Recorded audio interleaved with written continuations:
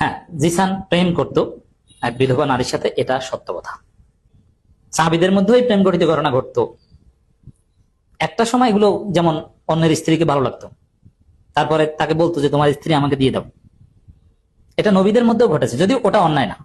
আপনারা এতক্ষণ এই ভাইটির কথা শুনলেন। অ্যাকচুয়ালি সে একজন শিবির নেতা।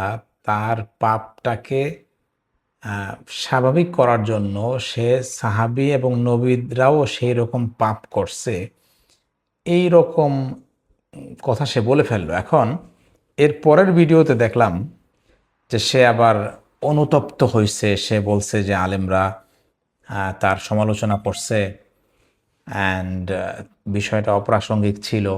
ভালো কথা, বাট প্রবলেম হইল, আমার পয়েন্ট হইল, এই লোকটার মুখ দিয়েই কেন এই কথা বের হইল। এর আগে আমরা দেখলাম জামাতের তারেক মনোয়ার সাহেব, উনি হচ্ছে যে মুফতি আব্দুল মালিক সাহেবকে নিয়ে বাজে কথা বলল। পরে আবার সে বলল যে দুইটা কথা সে বলল যে এইটা আমার আইডি থেকে করা হয় নাই। বাট তারেক মনোয়ার সাহেবের আইডি ছাড়াও বিভিন্ন বট আইডিতে কিন্তু মুফতি আব্দুল মালিক সাহেবের সমালোচনা হয়েছে। তার মানে তারা এই জিনিসটা প্র্যাকটিস করে। তো আমি এর আগেও বলছিলাম যে জামাত যেহেতু মওদুদী সাহেবের দল, সো মওদুদী সাহেবের বই যদি আপনি পড়েন, মওদুদী সাহেবের ইতিহাস, তার লেখা ইতিহাসগুলো যদি পড়েন, তাহলে ফ্রিতে আপনি যে জিনিসগুলো পাবেন সেগুলো হচ্ছে সাহাবী বিদ্বেষ, নবীদের দায়িত্ব পালনে অবহেলা, এইগুলি, এই সমস্ত কাজ মওদুদী সাহেব এই ব্যাপারে পরিচিত। এখন আপনি যদি এই জিনিসগুলো না জেনে থাকেন, আপনি ইন্টারনেটে ঘাটাঘাটি করলে, তার পিডিএফ বইগুলি ডাউনলোড করলে সেগুলোর সাথে আলেমদের যারা মওদুদী সাহেবের সমালোচনা করছেন তাদের মিল আছে কিনা আপনি ঘাটাঘাটি করলেই পেয়ে যাবেন। এখন নতুন করে কিছু কওমি, কিছু ছোটোখাটো ছেলেবেলে জামাতে যুক্ত হয়েছে, তারা অনেক কিছু বলার চেষ্টা করতেছে যে 100 বছর ধরে মওদুদী সাহেবের ব্যাপারে অপপ্রচার, এগুলি তারা বলতেছে। আপনি যখন ঘাটাঘাটি করবেন তখন এগুলোর অসারতা পাওয়া যাবেন। মওদুদী সাহেবের অনুসারীরাই কেন সাহাবীদের বিরুদ্ধে, নবীদের বিরুদ্ধে মুখ ফসকে খারাপ কথা বলে ফেলে, অন্যরা কেন বলে না? কওমিরা কেন বলে না? বেদাতিরা কেন বলে না? সালাফিরা কেন বলে না? তার কারণ হইল মওদুদী সাহেবের সিলেবাস জামাত যেভাবে আঁকড়ায় ধরছে, 50-60টা বই পড়ানো হয়। এবং একটা জিনিস মনে রাখবেন, আপনি যখন একটা লেখকের 50-60টা বই পড়বেন এবং তার থেকে আপনি যে কোনো কনসেপ্ট নেবেন, তখন কিন্তু আপনার ব্রেন আর আপনার থাকবে না, আপনার ব্রেনটা ওই লেখকের নিয়ন্ত্রণে চলে যাবে। So as a result Maududi সাহেব নিজে যেহেতু এক সাহাবীদের ব্যাপক সমালোচনা করছেন, যার কারণ, এবং এই বিষয়টা খুবই স্পষ্ট যে উনি মুআবিয়া রাদিয়াল্লাহু আনহুর সমালোচনা করার কারণে ইরানি শিয়ারা ওনার বইগুলোকে ওদের ভাষায় অনুবাদ করছে এবং তার বইগুলোকে তারা খুব পছন্দ করে।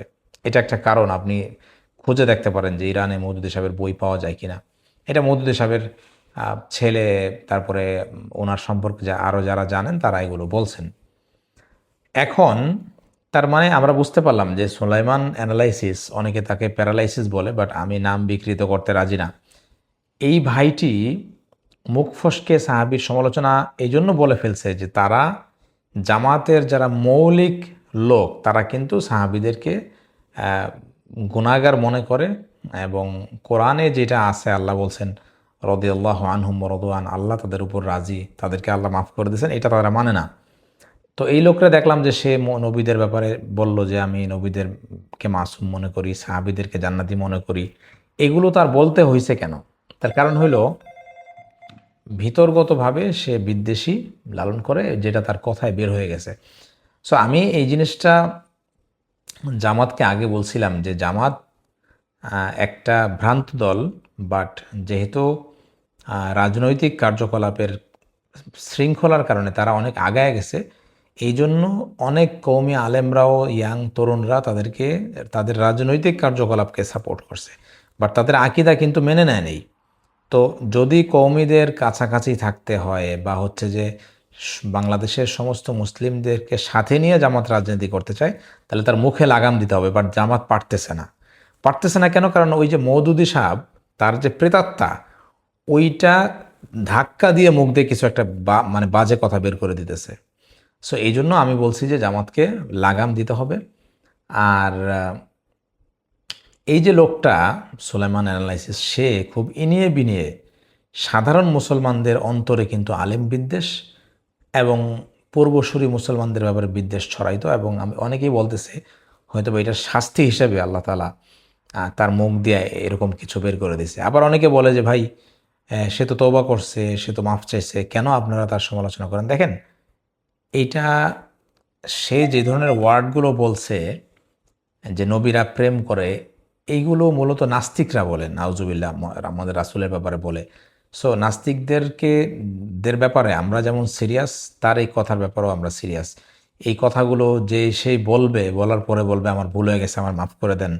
এটার ব্যাপারটা হলো কি, অনেকটা ওই যে আপনার চোরের মতো, আপনার পকেট থেকে মানিব্যাগ বের করছে, আপনি দেখে ফেলছেন, বলতেছে হ্যাঁ দুষ্টামি করলাম, কিন্তু যদি না দেখতেন তাহলে কিন্তু চুরি টাকাটা মেরে দিত।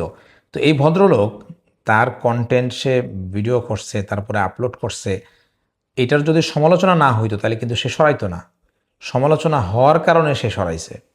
সো এই বিষয়গুলোকে আসলে প্রশ্রয় দেওয়ার কোনো সুযোগ নাই। তো এই যে মওদুদিবাদের যে ক্যান্সার, এই ক্যান্সার থেকে জামাতকে বাঁচাইতে হইলে যেটা করতে হবে সেটা হইল অ্যালাইন টু দ্য শরিয়া করতে হবে, কোরআন সুন্নাহ করতে হবে। আমি আগেও বলছি যে জামাত বাংলাদেশে যেটা আছে, এটা যদি মওদুদিবাদের প্রভাবমুক্ত হয়, মানে তারা মনে করে যে মওদুদিকে বাদ দিলে জামাতের হাড্ডি মাংস কিছুই থাকবে না।